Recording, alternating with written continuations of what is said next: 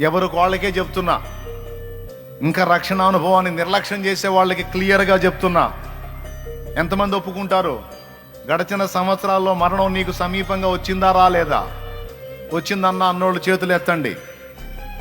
కొంతమందికి యాక్సిడెంట్ రూపంలో వచ్చింది, కొంతమందికి కరెంట్ షాట్ రూపంలో వచ్చింది, కొంతమందికి రోగం రూపంలో వచ్చింది, రకరకాలుగా వచ్చింది. కొంతమందికి గుండె సమస్య రూపంలో వచ్చింది.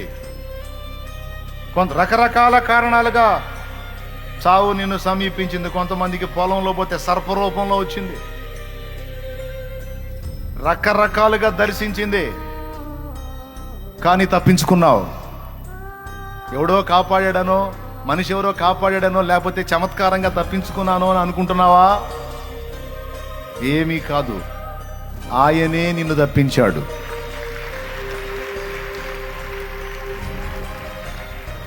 ఎంతమందికి అర్థమైంది చెప్పింది?